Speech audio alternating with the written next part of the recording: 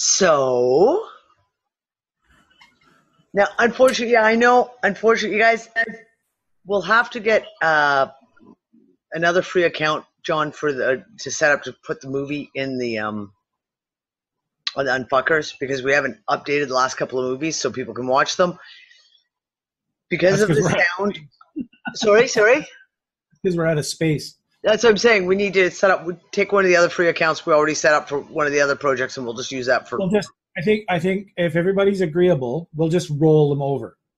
So I'll take out the first one and put Carter in, and then the next time I'll take the next one out, so on and so forth. So grab them when you can. Yeah, we'll figure it out. So, because I got way too many free accounts floating around trying to keep track of all this stuff. well, I don't know. Maybe I'll just go in and fucking sign up for a couple of free accounts, and then we'll get it going on. So on my note for like this week, I guess. I know the sound was bad, so the big scene with him walking around with the blue bald guy, was a shitload of information given in that scene, and if you can, to watch it again, you can pick up this movie anywhere. Like, it's available all over the place to watch, so it's not like difficult to find. Very, very big pieces in this movie. Like, especially they're the kind of pieces that we just keep seeing over and over and over again. They just keep repeating in all these stories over and over again. For those of you who missed it at the very end, because I saw a couple of people were like, what happened? I missed that ending. Is basically he searched the whole world to find another one of those keys, and then he realized as he was being followed, he knew he was being followed by these Watcher guys. All he had to do was steal one of theirs. So he set up the elaborate plan to die, have his nephew Ned read the journal, knowing that Ned would immediately run to his tomb to make sure he was safe, which would immediately bring the Watcher out, and he was already out and waiting behind the Watcher. So when the Watcher showed up, he just shot him and took the piece. Yeah. Did his dog ever reappear? What was that? Yeah, he goes back to Barsoom, and I mean the story continues. There's I don't know how many books in the Barsoom series there are. I think there's got to be at least 10. I totally expected, like Dawn, that the dog fetched the thing and figured out how to bring it back. That would have been awesome. That would have been like yeah. So you understand what I said about the special dog in this movie, and you also understand why I say he's a dog. He's not a cat. He's not a dragon. No. He's a fucking dog. He can, he's awesome. How the fuck that happened? I typed in .torrent in my search, and it says heavy. What does heavy mean? Would he remount my keyboard? Now, the interesting thing in this movie is it's yet another example of a movie or a TV show with the bald guys who seem to be eternal. They live forever. They seem to be able to move in and out of time and space, who are always there, watching, manipulating, etc. How many of these have we seen? I mentioned, of course, the biggest one to me, obviously, is the Watcher, is the observers in Fringe. But this has been repeated over and over. Like, a pile of movies, TV shows have represented these beings over and over again. Like, you kind of get to a point where you have to say, okay, like, there's got to be something to this. Well, I'll throw in that during my experiences here, when the realms thinned and I could see all these beings and all this shit was going on, but I didn't know what I was seeing because all I had was church. So, that was it. I remember going out in my backyard because, I told you I had all this hieroglyphs show up on my fence. And, of course, I've been up for a few days and I'm just fucking, this is not cool. And I remember going into the corner of my yard over here, and all of a sudden the words appeared on the fence. It said, they are watching you. They are always watching you. And I am not shitting y'all on this. Like, at the time, I didn't know really what that meant, except for, well, demons are around me. That's all I thought, you know? You put it into Christian terminology type thing. Yeah. I mean, that's all I had. I even called the church out here, man. It's all I had. I hadn't even learned any of this stuff. So, but it's just interesting because it's true. Okay, so I'm going to ask the big question. And we've discussed this on shows before, but how many of us here have gone through our lives, if not our whole life, at least a good portion of our lives, feeling like you're being watched? Like my whole life, I can remember as a child continuously doing that. Yeah. Really? I was asked by a psychologist as a child if I felt like I was being watched all of the time. Really? Yes, I spent a week at a hospital in Minneapolis. God, the name is escaping me. Having neurological tests, brain tests, shock therapy done on me, being asked if I felt like I was being watched all the time. And I lied because I was in 7th grade and I didn't know any better. But yes, incredibly felt like I was being watched. Yeah. And it's never stopped. Yeah. Yeah, I still have it. I still have it all the time. I regularly still, to this day, turn around. Because I swear someone's behind me. Someone's, like you can feel that someone's watching you, and you turn around and there's no one there. And you hear your name out of nowhere. Yes. Yes, I've heard. Yeah. Out of nowhere. Yep. You hear your name called.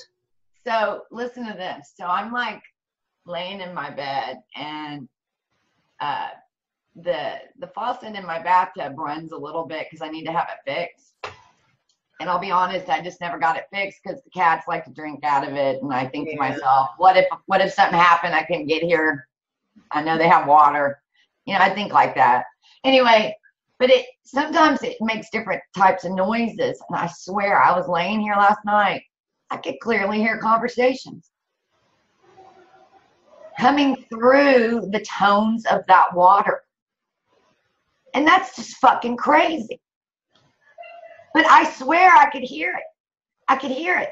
And I actually got up and I was like, I was listening. I could hear it. And I'm like, okay. And it's funny because like my cats are in there. They come in there with me and they just sit there with me. And it's like, I look at them and I'm like, y'all hear that? And they just look at me. They just look at you going, yeah.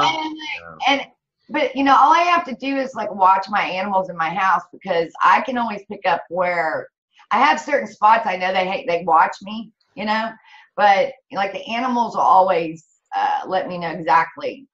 They'll kind of bring in what I'm thinking, Yep. Well, it's funny because I've always you put things into a mental concept that you can comprehend in the moment. So like you said, at that one point in time in your life, you put it to demons because you were involved in the church. Therefore, you create a story that aligns with your programming, with your belief structure. Right. And for a long time, I would feel that in houses. And I always put it into this thing of like, oh, it's a ghost. Because at the time I was doing a lot of stuff. I was reading lots of books on paranormal research and stuff like this. So this would have been like in the early 90s. And so therefore it was like my cat, my big old tomcat used to always stare off and you could tell he was watching something. And I would always be like loud, what the fuck are you looking at? What do you see? And I always put it into the terminology of, oh, well, we've got a ghost in the house. Because that's what, in that moment, made sense to me. But now, of course, you look back and you go, yeah, no, there's a hell of a lot more to it than that. See, like my friends would come over to spend the night, and I shit y'all not. They would call their parents at midnight and tell Come them pick them up. because they saw something in my room. Yep. So, and the other thing about my room was that it was always cold in there. And my dad would always, he bought me this the heating pad, blankets that used to have them hard things in them. Yeah, I know, terrible. You know what I mean? Like the old style, you plug in. He'd put it on my bed, and he was always checking the bed, calling people out. You think back, and I had this fear of my closet, and my mom told me in the old house she'd catch me in the closet, and I would be having tea with imaginary friends in the closet at the first house, and stuff that I don't fully remember at all. Yep. And so then you start putting it together like something's going on. Yeah. Well, it's funny because one of the other things that comes up a lot, and in the last 10 years or so, there have been various websites, various even channeled messages type thing that would talk about, for example, the old man. Now, back in 2013, I got involved with a whole lot of different people, and we used to do a lot of energetic work, as I've talked about a few times. And the one thing we kept seeing was this old man. And he was old, like the kind of old where you look at and you're like, you're as old as the fucking mountain you're sitting on type thing. That kind of old, really, really. And we would do this energetic work, and we'd go looking around to see what was going on. And for example, before we went to Morocco, and it's actually one of the triggers that actually kind of brought together that whole Morocco trip, was I was looking through some mountains, and we managed to actually pinpoint it using Google Earth and all the rest of it, these set of mountains.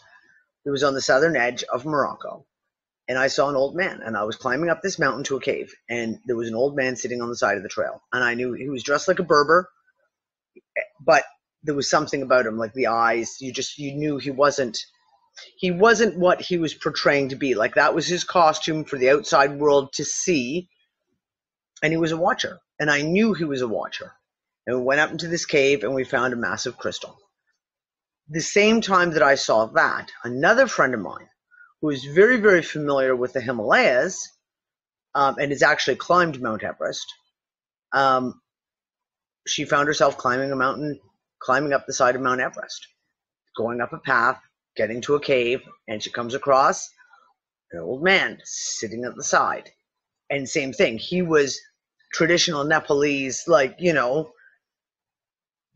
the same look, that thing in his eyes that you just knew that was his disguise, and he was a watcher. And she went up into a cave, and she also found a crystal. And the concept of the old man, and that terminology has been used by a lot of people. The old man, as in the old man who sits in power. Heather Tucci Giraffe used to talk about the old man, who was out of China, and who was head of the families in China, and she purportedly had met his daughter, and said that they are eternal. They don't die. They just occasionally change bodies, like they'll just take on a different form type thing. Those stories are kind of in our mythology, in our fairy tales, in our folklore. That's a good one. Like folklore. I've come across so many references to these old men, these watchers, etc. And again, it's kind of like this thing in the movie where you see, and they're always bald. These watchers seem to always be fucking bald. And we see it so many times, you have to go, okay, there's got to be fucking more to it than this. There has to be more to it than this. There has to be a shred of truth, a piece coming out. And I don't know, I had this kind of thing this afternoon. I had a really fucked up, strange afternoon this afternoon. I was completely fine all day. Everything was great. Around noon, all of a sudden I was hit with this exhaustion. I was trying to watch a movie, and I couldn't stay up. Like, I was like falling asleep. I was like, okay, well, and I was doing stuff on the computer. So I finally got up around 1:30 and I said, like, made sure the kids were all sorted and settled out. And I was like, okay, I got to go lay down. And I crashed hard, instantaneously for about 2.5 hours, which is unheard of. Like, I just don't do that. Like, usually I go down for 20 minutes, half hour tops. And at one point, and I was seeing all kinds of stuff even as I was going down, which of course you can't ever remember. And I zapped out, and then next thing I knew, I was lying in my bed, and I was positive I was awake. Like, I was absolutely positive I was awake. And there was an instant that something happened in the house, and I jumped up out of bed and was like, oh, fuck, I was asleep. Damn it, I got to get up. Got up, go deal with the issue in the kitchen, and then turned around, and I'm talking to Nick, and then all of a sudden I can literally hear someone say, you're dreaming. This isn't real. And I woke up, and I just, that when you come out of bed and you're like, and I jumped, like literally jumped almost out of my skin. I came up so fast and was just like, I could have sworn that was all real. I could have absolutely sworn that that last 10 minutes of what I'd experienced was completely real, that I'd woken up and it all happened. And yet it didn't. I was completely asleep. But hearing it, yeah. I literally heard the voice say, you are dreaming. This is not real. Sometimes I wonder if those aren't brief out of the body kind of moments. Well, luckily the dogs hadn't got onto the kitchen counter and they hadn't eaten tonight's dinner. So that was a good part of it. At least it wasn't like prophetic. But that kind of thing, like we talk about, you hear someone's voice, someone talking to you, you hear someone say your name, etc. And so many times I've heard things where you can be in the middle of a dream, and you can be in the middle of a dream that's completely, whatever it is, and then you hear someone talk to you. It's like you can hear someone and they tell you something like, this isn't real, or they tell you whatever it is the message is. But you can actually hear them physically. It's not like something in the dream. It's as if you were actually laying there and you are hearing someone in the room next to you saying something to you. And you open your eyes and there's no one there, of course. And I kind of sat there and had this bit with, I knew we were going to be watching this movie tonight too, which of course has got the two worlds, right? So you've got him and he says his body's on Earth, yet his body is in Mars. He jumps into another person, he becomes another person, he splits in two. And I kind of had this thing this afternoon when I got up, because I was really convinced I'm not entirely unconvinced that I woke up in a different timeline when I got up, that something very, very strange feels like it happened. And I sat there and I thought, okay, if this kind of shit is going on, that your watchers, observers are actually out there, they're real, that they're controlling things, that they're doing all this stuff, whatever it is, and we have these parallel timelines, which explains a fuck of a lot of our dream sequences that a lot of us have.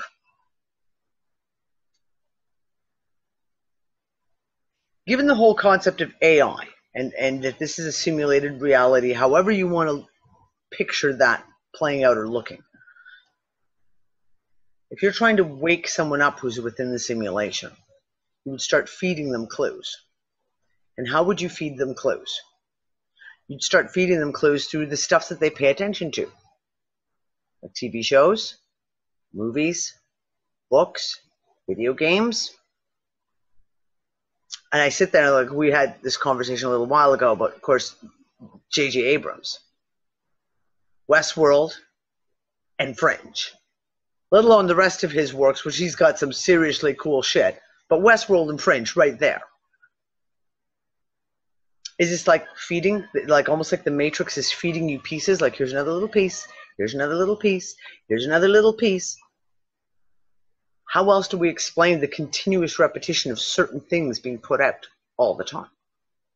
That's just my thoughts on it. That was just my thing today of just like, yeah, I feel like we're being fed all these little pieces continuously. Just keep rolling it out a little more, a little more, a little more. Breadcrumbs for us to follow. And I remember that dream you mentioned from before. It triggered my memory. The longer you went in that dream, I thought, oh, yeah, Dee's mentioned that before here in my memory. Yeah, you talk about it's been some time ago, but yeah, that's trippy when it fucking feels real. When you go, yeah, and then you realize that you weren't technically. It wasn't there. Yeah, and you weren't even in the actual 3D world. You thought you were. Yep. Yeah. Mm-hmm. Oh, I know. Like I said, I woke up feeling really, as you guys, as we all kind of went through this, as we were all coming in this evening before the show for like 45 minutes, it was like everyone's face is the same. We all kind of, like, video came on, you're all like this. Everyone, every single face that, like, it was like me, it was John, and then Star came in and he was fucking hysterical because we're all talking about how weird everything is and how we're all feeling really off. We've had a bad week, and Star's video opens up and it's him sitting there like, I was like, oh, look, and Star feels apparently just the exact same way, and he had no idea what we're talking about, and he's like, what? On that note, I've been up for 13 and a half hours. I got up at 3 o'clock in the morning and I couldn't go back to sleep. So I'm going back to bed. Nice, sweetie. Yep. Better move it to you. Throw it over here. Sleep well, John. Thank you, John. So, like, I just, over and over, these little pieces just keep getting played out for us, and played out, and played out, and played out. And I cannot. You know, I'm going through this right now, girl. Look at me. I mean, I'm going in and out of getting exhausted, coming out of it. I mean, like, I'll be going to sleep. I get pulled into some place, and I know I'm there, and it's like I'm there, and then something comes in and intercepts me and freezes the frame, and I'm like in it, and then I'm gone. And that's the best way I can explain it. And it keeps happening to me. It's like I'm fighting to keep myself here right now. And Maurice knows I've been sitting here saying this for a week. I mean, I am. And I thought, okay, well, you know, maybe I need to address the eating thing. And so I've been eating more. And so now that I've been eating more in the last 3 days, my stomach has been hurting me. So then I have to go lay down. And then I go through the same shit again. And then I get up. I mean, it's a wonder I'm getting anything done. And then I'm thinking, you know, I mean, it actually feels like I'm fighting to hold myself here. I don't even know if it's fighting to hold myself here, because I keep kind of saying, you know, fuck it. If I'm supposed to be somewhere else, just fucking wherever I'm going to go, fucking let's just go.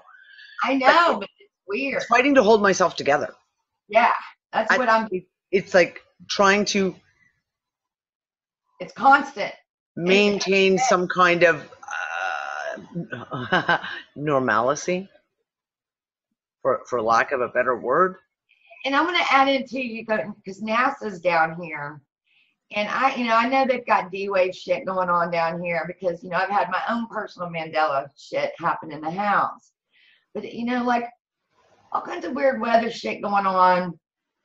And, like, I was driving I don't know if it was even yesterday or the day before. I don't even know anymore. But it's like there was a puncture in the sky again. And I've come to know when these storms just come out of nowhere. You can just see that the atmosphere is being punctured by something. And then there was like a stretch.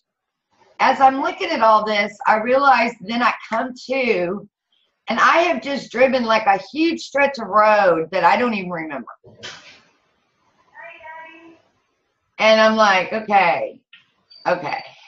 Like for a second. Have you driven, or have you teleported to another stretch of the road? Because I talk about 2013. One of those friends of mine teleported over 100 kilometers in Scotland. Well, it happened to me and my mom. I've had that happen. I was almost home from a William Henry conference in Dallas. And it took us 4.5 hours to get home. And all of a sudden, we're in the car talking, and the whole car goes, whoa, like that. And it was like, we were just like, we looked at each other like, what the fuck was that? And then all of a sudden we realized on the signs on the road, we were further down the road than we thought we were.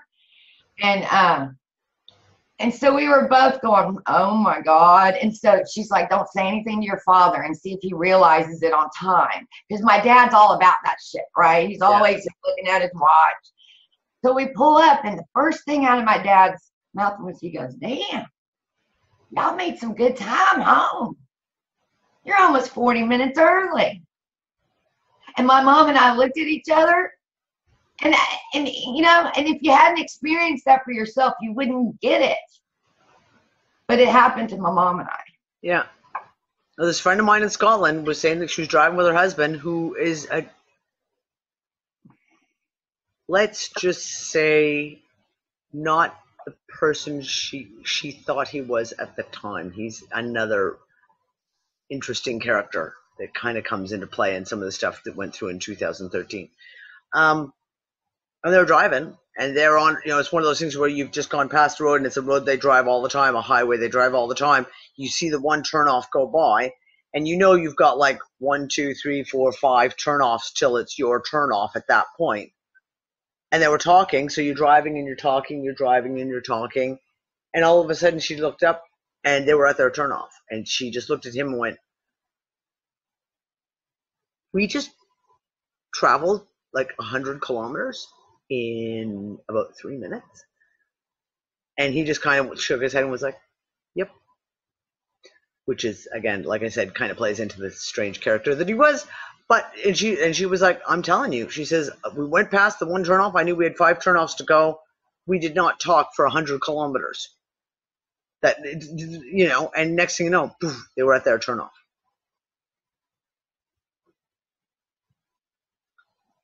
Yeah, exactly. Could you fix me? Satya, that's exactly my whole thing. Is like, okay, look, if we're going to have to play this game, can I have a new shoulder, please? Because this one's fucked. And perhaps some new kneecaps. And could we do something about, you know, some of the other places that are falling apart? Right? Waking up with a random bruising and pains and aches and stuff. It's like, come on, if you're going to put me through this, at least fix it, please. Yeah, for fuck's sakes. Well, I don't know. I have a theory that many dream sequences that I have had have been battle sequences. And I kind of have a theory that when you come back and you are like literally beaten to shit, is that you've literally been somewhere and been beaten to shit. And I totally agree. I have felt that way. Come back and you've got the physical bruising to prove the fact. You're like, okay, seriously, what the hell is that? You know? Yep. I've experienced many of those things. And I used to kid, I have 3 sons, and I used to kid that they were my entourage, but I know I've gone through many sequences with them guarding and protecting me and come back feeling like I was hit by a Mack truck because of those kinds of scenarios. Yep. I almost feel like I'm Penny, that's really interesting what you just said, because I'm the same. I actually have a very, very difficult time going and looking out anymore. It is extremely difficult for me to go out now and look, whereas in 2013, 14, it was like so easy. I could literally just pop out and go look anywhere I wanted in the world. I could literally go, what the hell? Nelson Mandela's funeral. Think I'm going to go check that out because there's something really fishy about this. And spent 3 days just laying on my couch or on my bed watching what the fuck was going on. I can't do it anymore. I mean, I can, but now it's like sometimes 45 minutes, an hour just to get yourself into that place where you can kind of start, and then half the time you hit an invisible wall. There's like a nope, closed to you. You're not allowed. You're not going to go in here. You can't see this. It almost feels like the other parts of me, or maybe other parts of me, are going through some shit right now, and my energy is getting pulled over because I can feel it coming out of my core. Do you know what I mean? Yeah, I know exactly what you mean. I know. I went through that this afternoon when I laid down. Funnily enough. Okay, because there's a big difference between just being tired and like having your core energy being drained. I don't know. I don't even know that I call it being drained. I find it like all of a sudden I will find I lay down and you can feel that, like you're talking about. And it's like, to me, I think of it more of connecting to something. Well, yeah. Like, do you know what I mean? And I don't see it as bad.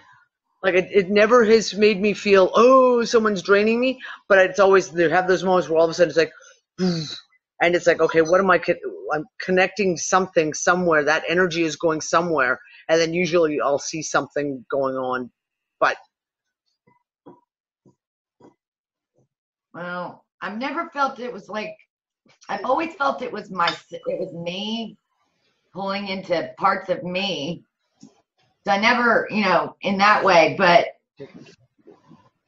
I'm never really, I guess there's a part of me that knows that there's obviously a struggle of some sort, because I know that this place sucks balls. So if it sucks balls here, I'm sure it sucks balls in the other places I'm at. So, yeah, this place fucking sucks balls. That's all I have to say about that. I don't like that terminology. It does. It sucks balls. I mean, well, it's true though. It kind of fits. I mean, if the person doesn't even like that phrase, it kind of fits.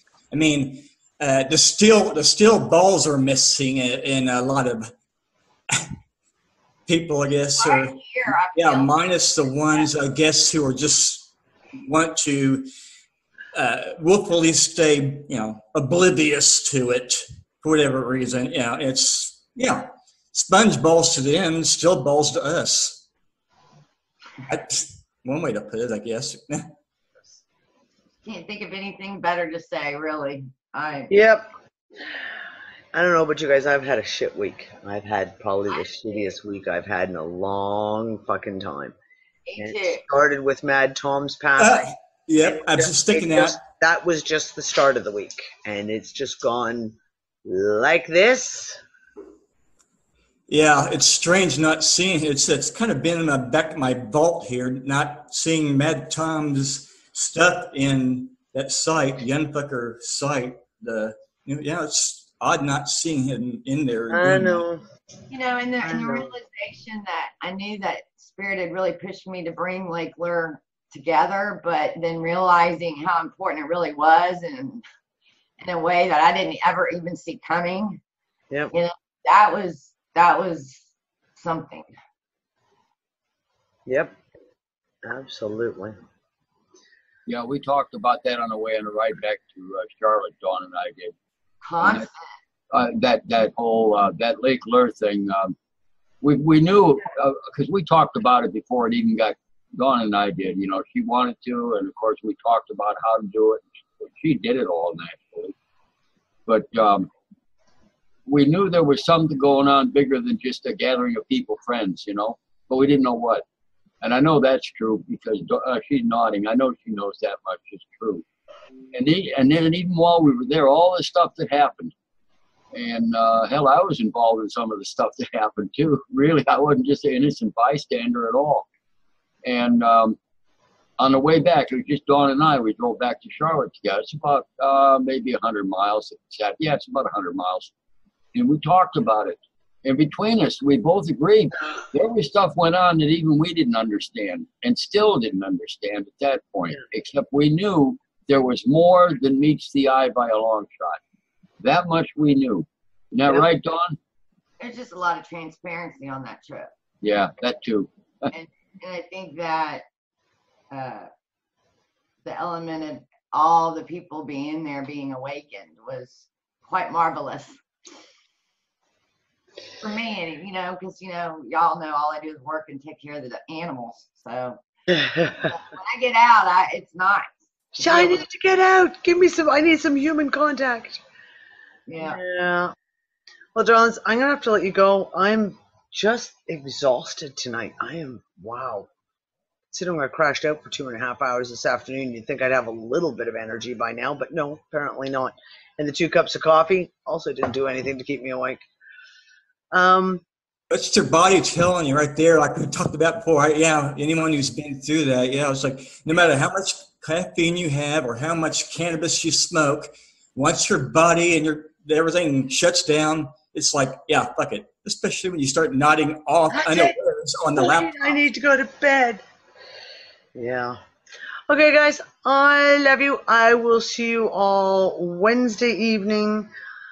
I have no idea. It'll probably be the Unfuck It discussion. I'm going to take a guess because, you know, I'm so disorganized. I don't organize this shit in advance. And yeah, I will talk to you guys all later. I guess I'll Thank hang God. around. Shut up. You're already host. You're already host. Anyway, sleep well and just make sure you wake up in the 3D world. Of course. Yeah. And preferably the one that I'm supposed to be in because I'm not sure right now.